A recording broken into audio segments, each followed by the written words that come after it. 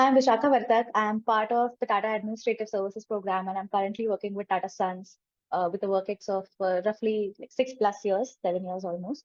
And I'm so happy to be back on campus in this new format of EOD podcast. So hope you enjoy the episode. Hi everyone.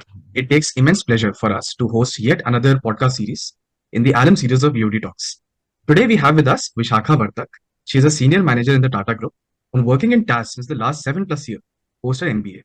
She's from the batch of 2016 from the marketing cohort of SPJIMR. Vishaka, thank you so much for taking time to with us. EOD is grateful to have you on this podcast platform, and I'm sure that our viewers will take a lot back home after seeing this episode.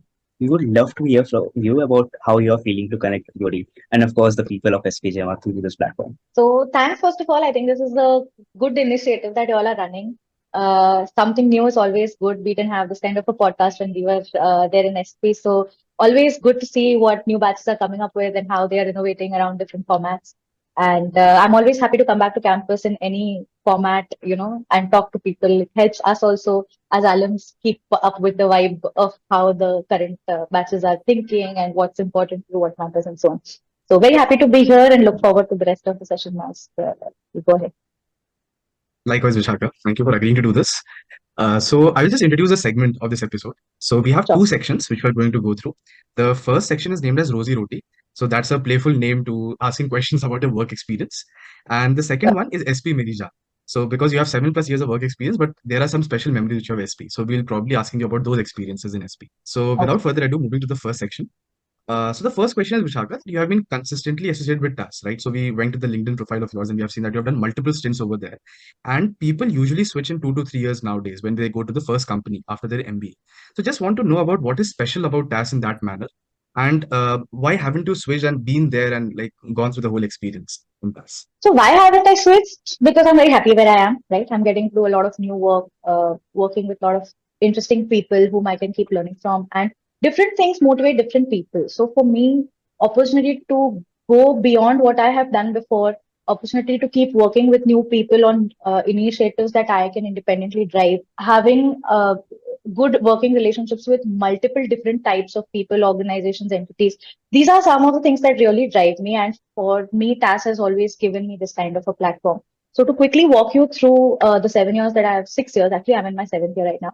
So to walk you through this journey that I have had, the first year saw us do stints as the TAS program is structured with different group companies. So we did 3 months with 3 different companies and 2 with trusts.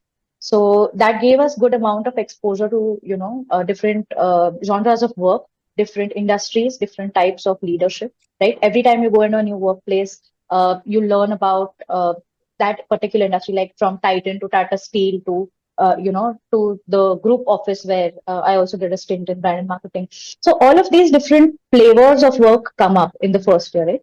Then the social stint or the stint with Tata Trust that we did, that also it again very similar to the DOCC that we do in SPJIMR. It gives you a very real, very connected kind of a feel. So very interesting experiences, and many of my colleagues from my batch also went to Tata Trusts, right, to drive projects there as their long-term stints.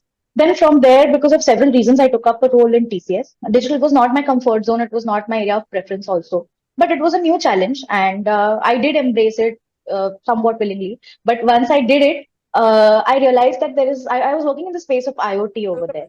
So that's a new that was a new area, upcoming area at that time, completely out of my league because of my background in finance and marketing, nothing to do with tech, digital. But I was working with hardcore engineering companies, right, on IoT initiatives, trying to understand what's up in tech. And I was a person who prefers a feature phone. I still am. I don't like too much of gadgets and apps and all this, but this is where, we are headed. So it was important for me to immerse myself in this early in my career, and TAS gave me that opportunity. TCS gave me fantastic exposure. It was a great learning experience, right? And so that kept me motivated. So for 3 years, I was doing strategy and B2B marketing. So again, when you think of marketing, you typically think of consumer. You don't think of customer companies, right? Organizations.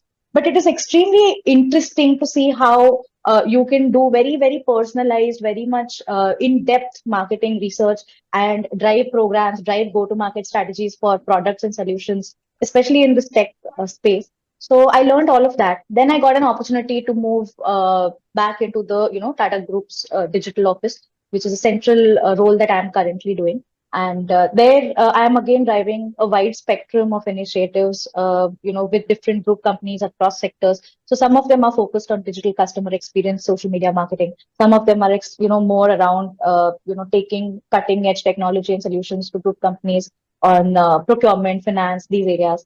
And then we also have other initiatives at the group level. It gives you a bird's eye view, right, of how the group office is driving strategy and driving digital across different group companies. Very different flavor, right? Different types of leaders. So that's how my journey has been. It has always kept me motivated. And I don't know if it answers your question, but yeah, I'm very happy. Therefore, I have not moved. I have seen a lot of people move, and it has its own advantages, right? It keeps you relevant, right? If you stay in one place for too long, it makes you sit back, relax, right? And get very comfortable. I don't like to remain in a comfort zone for too long. So I have also moved from my last role after 3 years, possibly now I'm just 2 years into this role, but definitely would want to take on new challenges. But it's not necessary to leave the organization because it has given me great opportunity so far. That makes a lot of sense. Thank you for answering that. And like quite an interesting And journey. I had one follow-up on that, particularly. Like you mentioned that you had a touch point with various roles, be it digital, marketing, strategy, right? So, like, is it dependent upon an employee per se, like where he or she wants to go next? Or it's more of a leadership call depending on the prior work which the employee has done in the company? So it works both ways, right? You have to have the opportunity also, and you have to have the inclination to take it up also, right? And see, for me, I have always, it has panned out for me this way that even if I take up a particular role, right, how that role develops also depends on what areas or aspects of that role I take a more keen interest in, and, how I work with the opportunity that comes with me and which aspect of it I explore, and therefore, it takes a certain direction. And in some very very operating roles, this may not happen. But even then, right? If you are in say procurement or if you are in supply chain, and you are more comfortable with developing supplier partners, or maybe you are more comfortable with manufacturing, right? Your role will tend to go in that direction because that's where you find yourself contributing the most. And that is how it has happened with me. So definitely that opportunity has to exist in the organization, and the leadership has to have that comfort to pick you up for it. But also, like, I will apply only if I'm interested. And honestly, I believe that if there is an opportunity that comes to me and I don't understand it fully, right? I don't know what it entails, then I'll ask around and check to see how the people are who are, part of that team or part of the leadership, how they think, can I grow over there as an individual, as a professional, and personally both, right? It's very important to keep growing and to work with people who are better than you, whom you can learn from. You should not aim to be the smartest person everywhere, right? You should aim to learn from people around you. And that has been my journey. I have found that eventually you kind of settle into a course that agrees with you. If it doesn't happen, you are not comfortable, you will move, right? But if you get too comfortable, you should move. So that's how it Yeah, pans out. But it has to be from both sides. got it. Thanks for that. so the gentleman role that is offered by TAS, is it something that you have always looked for or eventually started enjoying? No, so very honestly, TAS was not my dream company. I didn't know about it also before I filled out the application. Okay. Then when the whole TAS application process opened up, there was this whole hype that you should fill out the application whether you're interested or not, all of those things. And that's when I started doing my homework on, okay, what is this program, right? Then I went and I saw that, okay, this whole thing was set up by JRD, and what kind of vision he has, how he has thought through this entire program, and it was way ahead of its time. It was something that was so fascinating because it just does not restrict the type of work that you can do. Like you can see, right, the way my career has evolved, it has very little to do with the work I have done so far, and more to do with how much I'm willing to take up and how much I'm willing to bring here. Right? It just gives you a very dynamic playing field in the professional space, and that really excited me. And before filling out the form, I had reached a point where I had kind of made up my mind that my profile as a CA in marketing, which was a very generalist profile, and I am genuinely interested in a lot of things. It's not like I feel, Kecha, I don't like this. Right? Even with tech, I felt that, but I got interested, and now I really am enjoying the work I'm doing. So I felt it was a very good fit, the kind of role and my personal profile and background. So I thought I'll not apply to anything else while I'm doing this. Maybe not a politically correct statement to make, but at that time there were a couple of other companies whose application processes were open, and I consciously decided that I also had the advantage of TAS being the first company on campus during the internships, and them offering final placements at the time of autumns was a definite edge that kind of sweetened this whole dream company thing.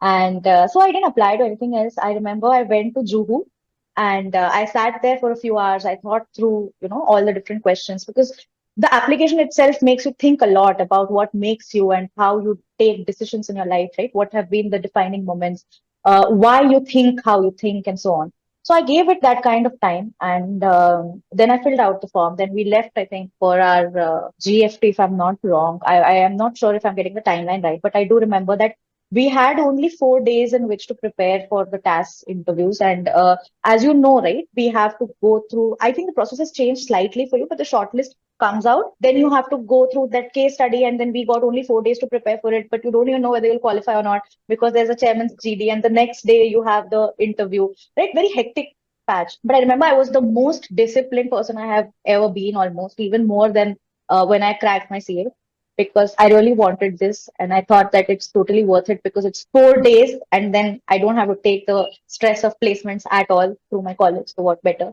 And that's how it became my aspiration to join TAS. And that's how I prepped for it, I think. Maybe I answered two questions at a go, one that you had not even asked me, but I hope this works. That's very informative. And I think that it's aspirational to a lot of students. Like we are in campus currently, and we know that how prestigious name of TAS is for our campus. So one question which many of the students had is that TAS takes a very limited cohort, like when it recruits from various campuses.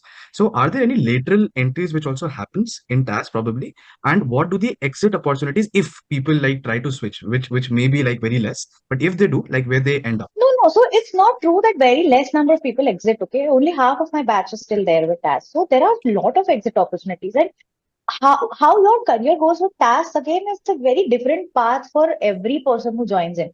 Some people are not happy. It's not like everybody is happy. It's all a utopian world. It's not like that, and it's not like I also don't think I should quit. There are days, right? Everybody has those kind of days. So it's a very Yeah. real thing to feel that way.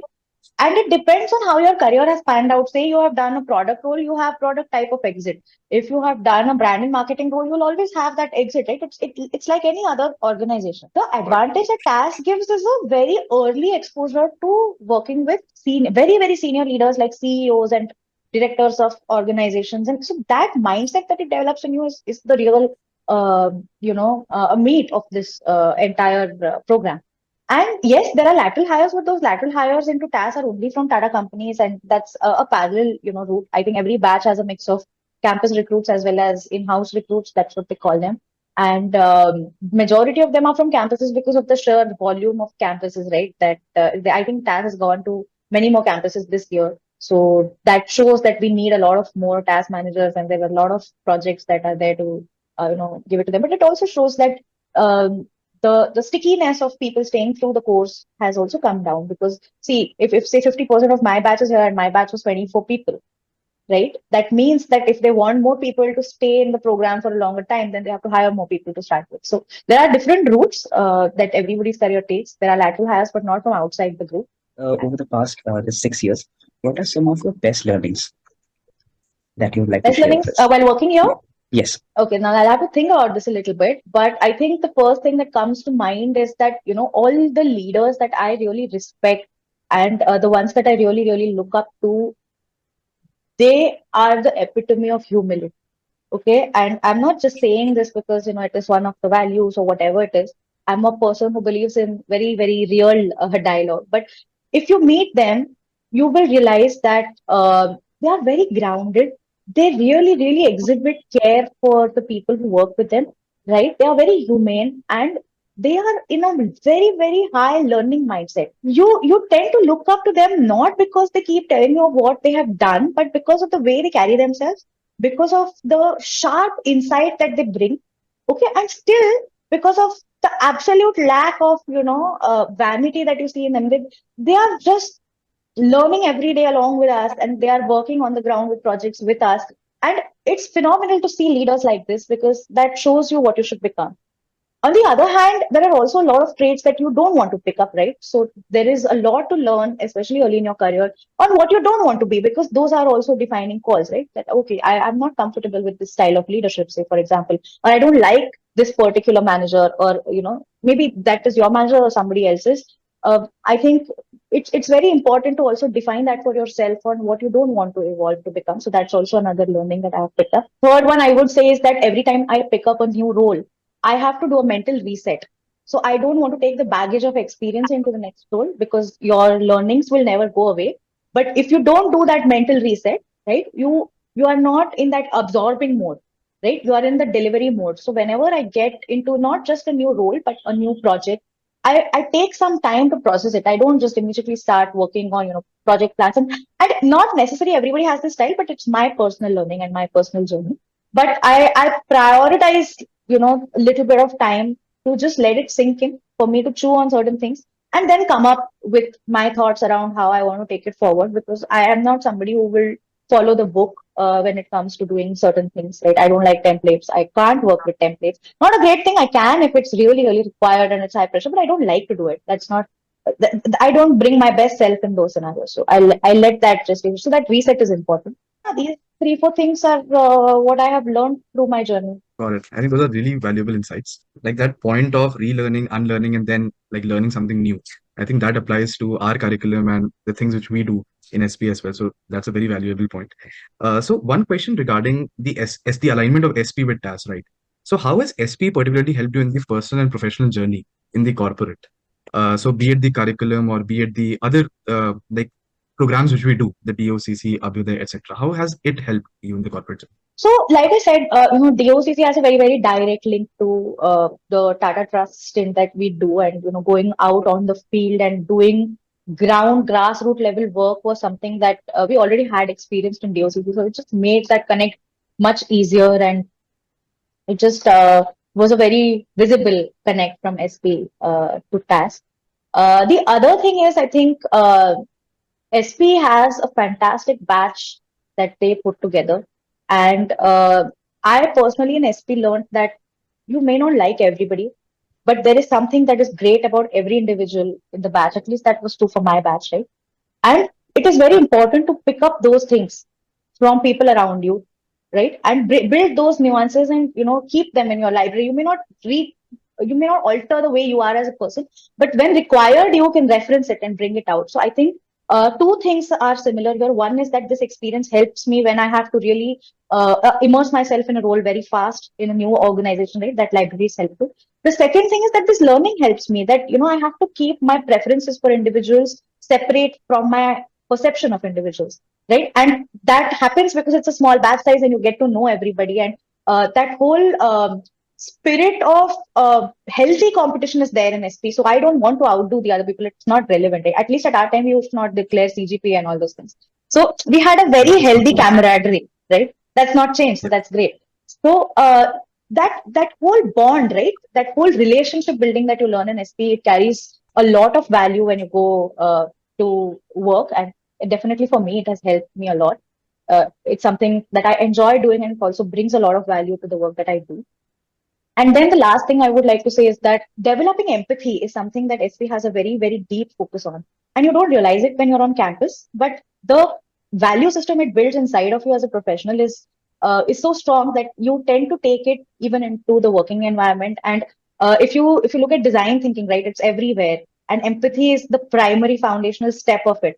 So even if you don't put it into a framework, in order for you to understand any professional environment or situation or colleagues or problems or customers or whatever it is, empathizing is a key skill set that SP gives that is very valuable in work life. So we can move to the next section. It has been some time since you moved from SP.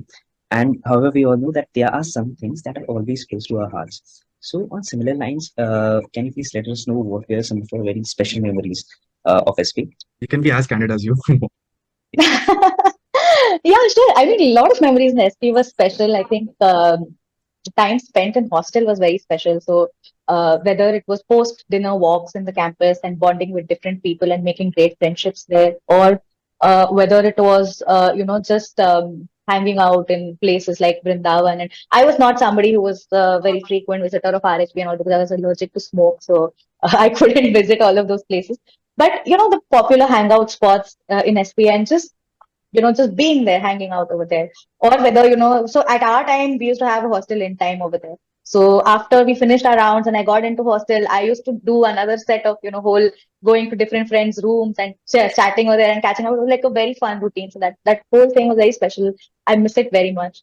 And then, of course, there are a lot of advantages of SP being in Bombay, and Juhu being so close by. So we used to do so many trips there to Juhu and exploring Bombay in that way that you can only do when you're in college and having that kind of a carefree, life and everything.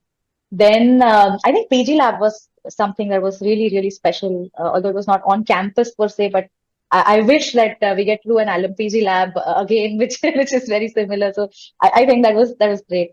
So these are some of the what do you say experiences in SP that I cherish really close to my heart. Agreed. So Some of just those to follow, experiences were online for us. yeah, Yeah, Yeah, sorry. like the PG lab unfortunately, but was, yes. But we oh, recovered well after that, so no qualms now.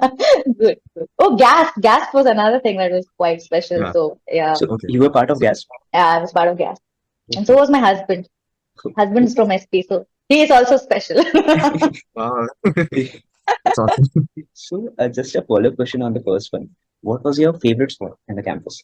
Favorite spot on the campus? I would say it was, I don't know, that was SPIT or what. There were these steps right next to that, opposite the girls' hostel building, Yeah, where Right. we used to hang out quite a lot after dinner. We used to walk around those. And then there was those kind of post-dinner pit stops that we used to take and sit and chat. Those were my favorite spots, I guess. Yeah. I think same for us as well. Like going to the lake after dinner and then just hanging Yeah, out, lake has playing become some way music. better for y'all.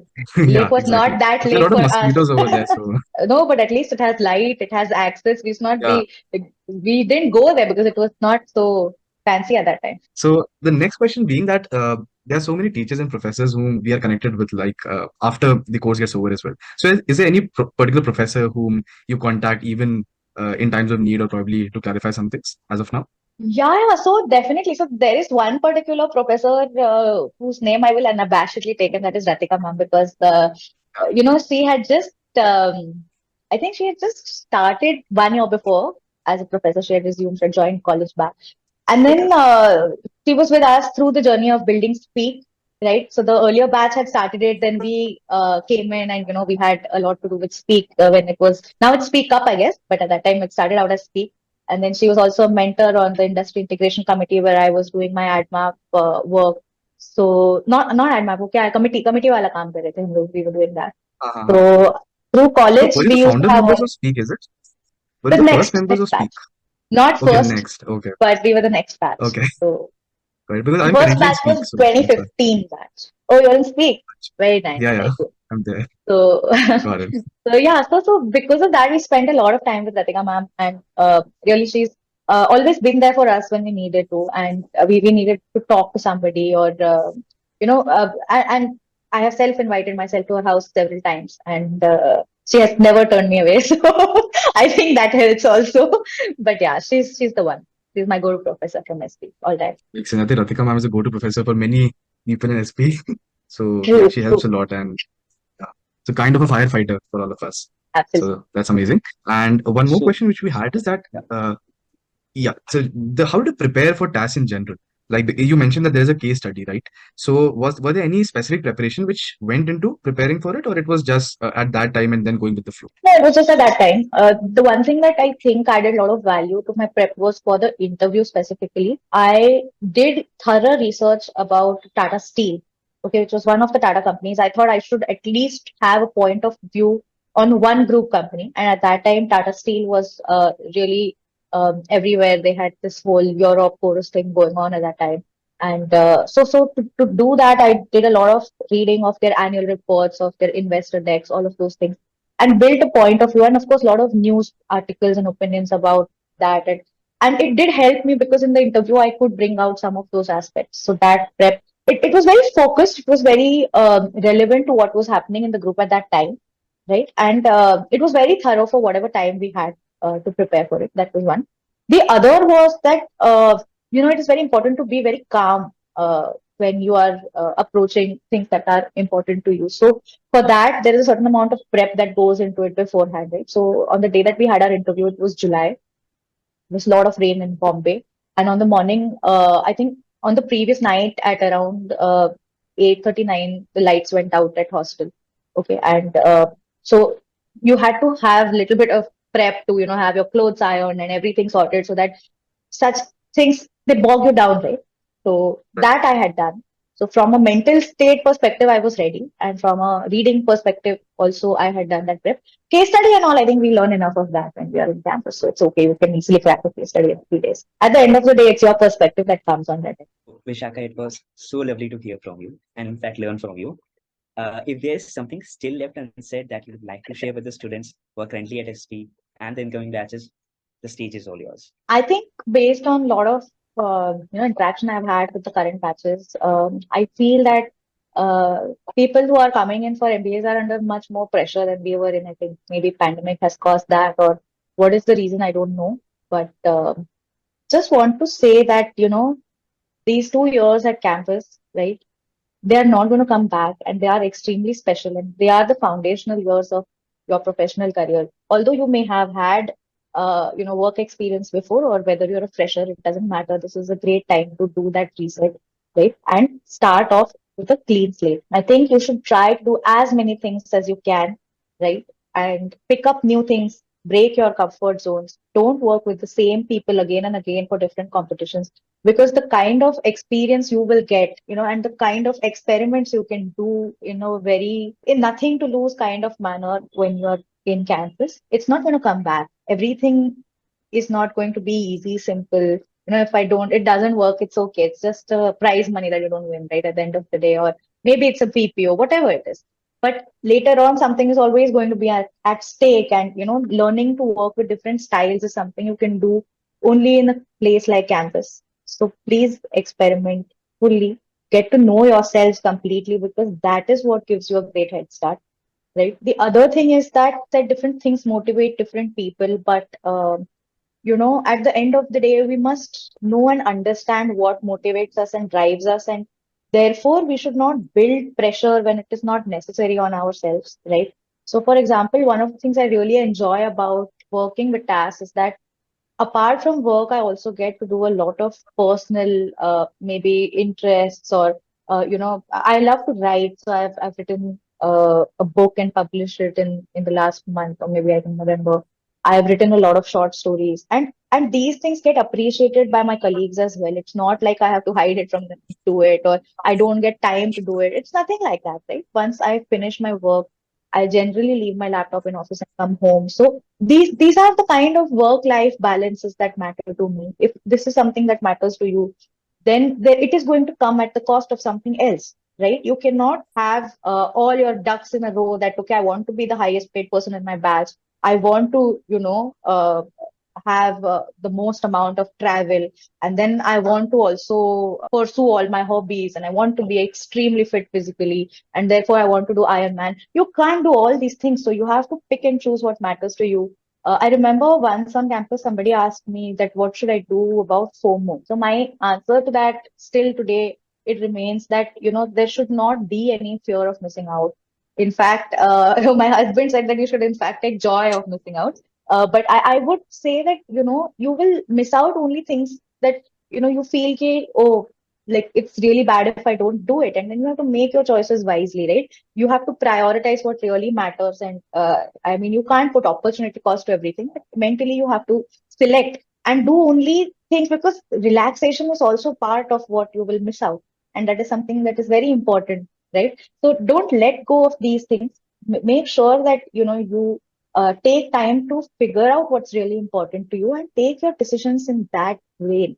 And don't think that, you know, I should go and do what majority of the people are doing, because at the end of the day, this is your life and you only will take charge of it.